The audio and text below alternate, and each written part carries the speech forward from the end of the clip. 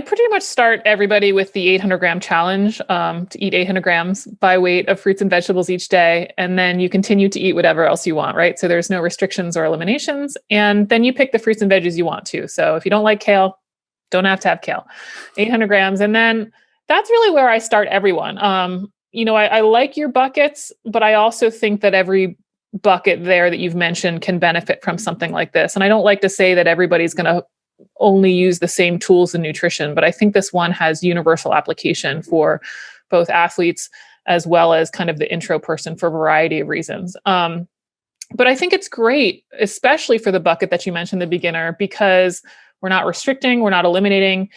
Yes, I say that you should have 800 grams. We can also estimate it. We're focusing on foods that almost everyone can agree on that are healthy. We can't get the carnivore people on board, but we can get almost everybody because you can make it low carb, you can make it paleo, do what you want with it. So that's really where I start people. I have a hard time understanding what people are eating if they're not doing that. Especially in the beginning, I could get it.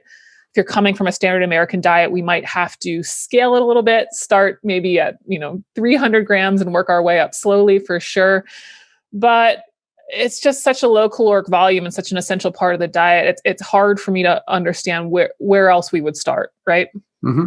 So that makes sense. So it sounds like what you're saying is this can be the foundation regardless of what level you are, whether you're a pro athlete or a beginner.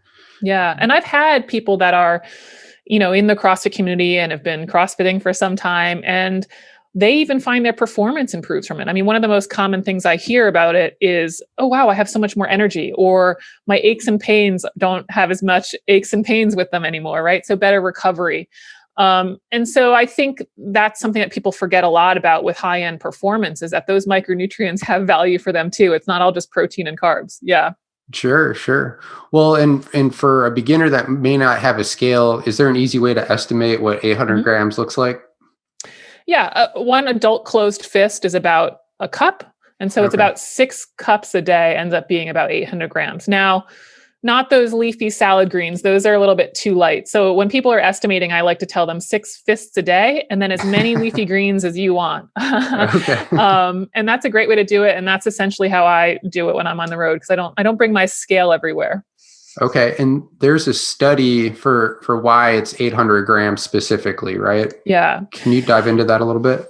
Yeah, it was in the International Journal of Epidemiology in 2017, and they looked at fruit and vegetable consumption relative to health outcomes. So these people are eating how many fruits and veggies and what happens to them in terms of cardiovascular disease, stroke, cancer, and then, of course, death, the one that we really care about, right? Mm-hmm. And what they found was that the risk for all of those went down when people were eating 800 grams. In fact, cancer risk went down at 600, but the other ones went down at 800. And I immediately was sort of like, I was playing with some different ideas at the time, but I immediately was like, wow, that's a really interesting way. What if that became the diet target? And then you just sort of let everything else shake out around that. And so I played with it for about 6 months to really think about rules and structure and what does this look like in terms of calories? And is this feasible? And all of the things that come along when you put a diet out there in terms of real life application. And just found it was a really great way to keep yourself honest. It was nothing too obsessive, but it was also like at the end of, 4 or 5 months of doing it, I was like, okay, yeah, this definitely helps with consistency for sure. I do want to point out the study was certainly what made me, think the idea, of course, pick the number and all of that stuff. But the volume that's suggested there does corroborate with, let's say, USDA guidelines, or let's say other articles that talk about 8 to 10 servings of fruits and vegetables, stuff that you've probably heard over the years. I think why this idea is a little bit different than some of those is that word serving's a little nebulous. Like, how do we measure it? It changed depending on what fruit and vegetable you're talking about. And then I also just added some rules that I think help with real life, shall we say?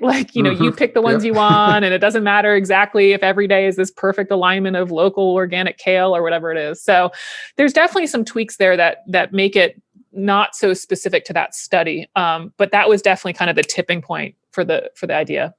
Yeah, I love the sustainable aspect of that diet, right? I don't know if you're familiar with Tim Ferriss, but he talks about goal setting, and maybe instead of doing all these crazy workouts, your goal should just be showing up to the gym once a week. And if you're consistently hitting that, you're more apt to do more, right? So I love the lines that this approach takes. Totally. Yeah. I think a lot of people, when they think about a diet, right, sometimes it's so strict that when they cheat, right, there's this guilt that sets in. What's your approach to quote unquote cheat meals, or how do you view that so it doesn't completely derail you or a client that you're working with?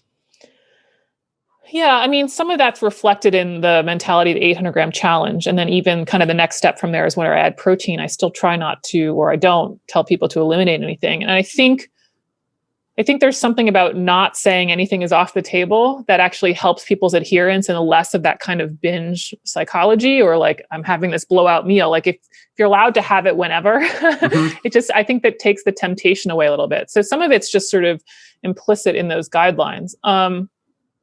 Something else that I'm big on, of course, is consistency. But I think the people that are really successful with consistency, kind of what you were just saying about Tim Ferriss and showing up at the gym, they know that those bad days are going to happen. They know that like that's part of the plan. You can't use those, oh shoot, I just went to a big wedding and party and had all of the wine and all of the cake and say, now that's the end of my diet. No, the people that really make it through these things are like, yes, I'm going to go to some wedding and have some wine and cake. And yes, the next day I will get back on the wagon. Right. So I think that's part of it too, is kind of setting the expectation that we're human.